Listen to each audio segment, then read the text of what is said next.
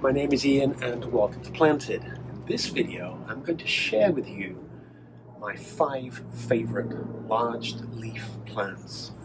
Now these are truly spectacular. They've got the big banana behind me, which I'm sure you're familiar with, but in addition to that I've got 4 other spectacular plants that are choice, special and well worth growing. Let's go.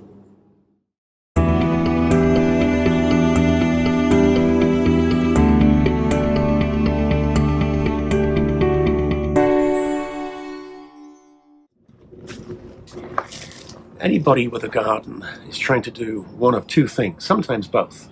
They want to grow edible plants that they can eat and put them on the kitchen table, but chances are that they want to grow flowers and have lots of colour and fragrance, and maybe some flowers that they can cut to put in the house. I think those 2 endeavours are well worth following and trying to get better at and get more accomplished.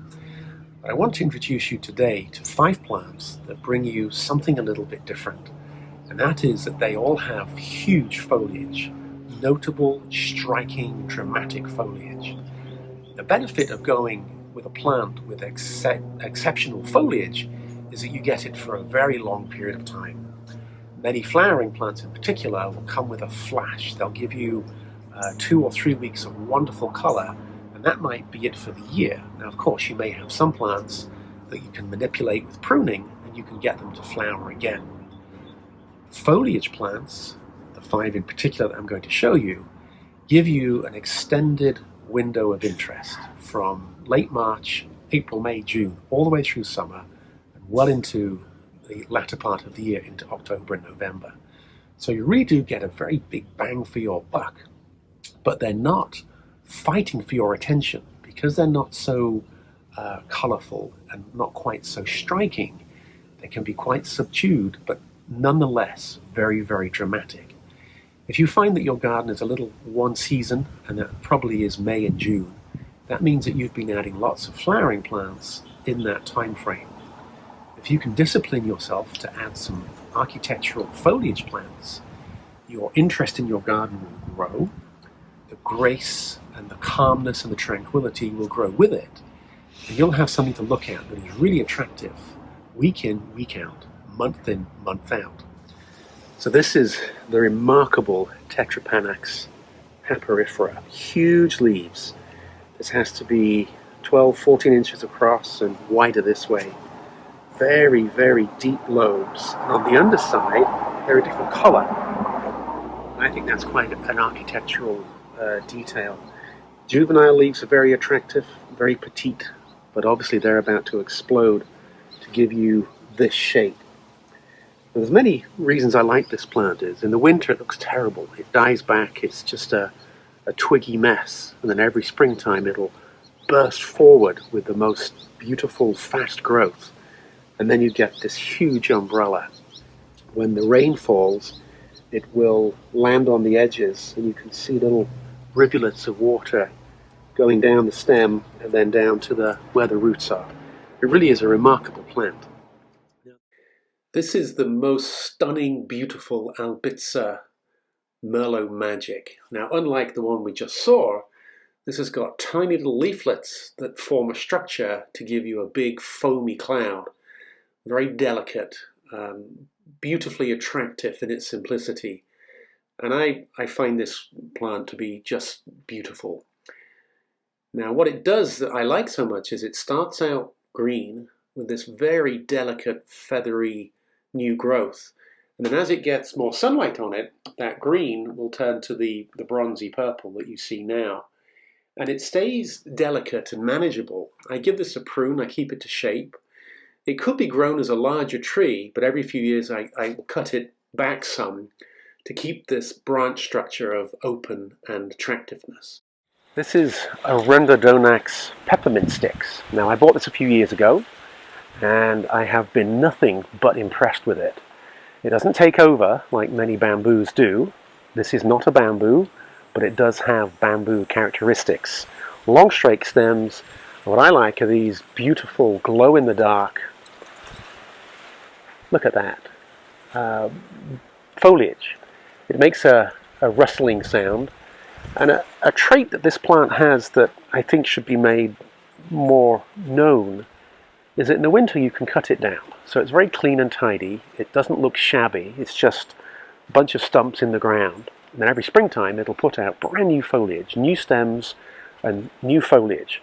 So it doesn't carry foliage from the previous year that looks scruffy. It always looks very, very tidy. I'm not a fan of variegated foliage, but this really has set the bar very high for me. It does all that I want and nothing that I don't want. I think that this is so good that people should include it because it can change the way they use their space. As I said before, this gets cut down in late fall, and then in the springtime it will grow. And then as it grows through the summer, you end up with the shape of your courtyard changing. Because when it's at this height, you can clearly see over it. And then as it gets higher, you get more and more secluded, more and more private. And that's a nice treat. It means that your courtyard is very dynamic. It's always changing shape and changing function. Let me show you what it looks like a little bit higher up.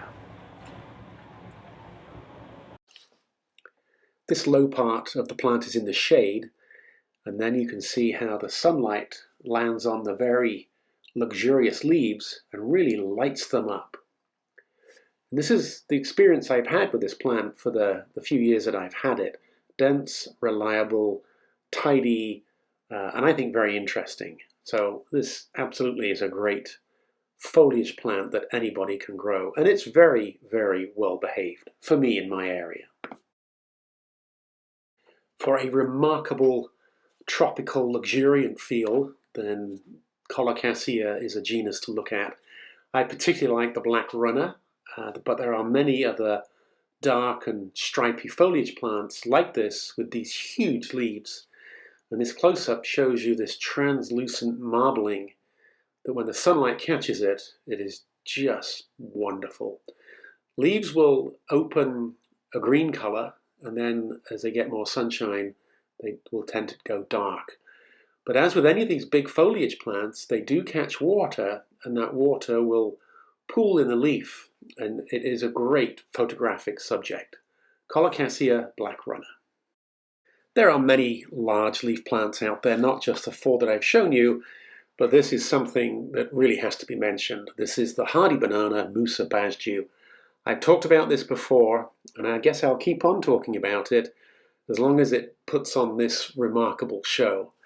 Now, I think that every grandchild under the sun should have a few of these planted in their grandparents' house so that when they come and stay, they can make a den in this little shaded, secluded area underneath the plant. Huge 6-7 foot long leaves will grow in a matter of weeks, and it really is a remarkable talking point. Musa basjoo. In a garden setting, these large leaves are typically some distance away from us, and it can be difficult to fully appreciate the huge size and enormity of what these leaves represent. Now, this is the Musa basjoo, the hardy banana, and I must say this will never give you bananas, so don't think that it will. But this has got some really interesting geometry to it. These ribs will actually tear along their length when the wind picks up, and the leaf will flutter or get shredded. But it doesn't mean that the leaf dies. It can continue to operate and photosynthesize. This is the beautiful Tetrapanax. Now, similar color, but obviously a very different shape. It's almost corrugated. These two shapes planted close together do give you that tropical look and that tropical feel. A silver underside, so when the wind blows, sometimes you'll get a flash of silver as a leaf gets turned on its side. Now let's add something to this picture. We've got a different color now. This is the Colocasia, and you can clearly see the ribs on this plant leaf that give it its shape. But you can also see the beautiful coloration in between the veins, the mottling that I've alluded to earlier in the video. When the sun shines through this, it becomes translucent and very, very magical. Like the Tetrapanax, the Colocasia's got a silver underside, which gives you another degree of interest. The Arundo donax Peppermint Sticks gives us a completely different architecture. than the other leaves we've had so far. Long straight stem with these alternate leaflets that emerge in very close proximity. I'm delighted that this makes such a dense and full planting with very, very healthy and I think to some degree windproof leaves that don't desiccate. Next we have the Albizia. This is the Julibrissin Merlot Majik. And here we've got a close-up of the very delicate, fine individual leaflets that then make up a leaf. These 5 plants will give you interest, contrast, structure, scale, texture like no others. But do bear this in mind. There are many other large leaf plants well worth growing. These 5 have got a place in my garden and I truly like them. So thank you so much. If you'd like to subscribe, that would be great. Hit the like button. Go plant something.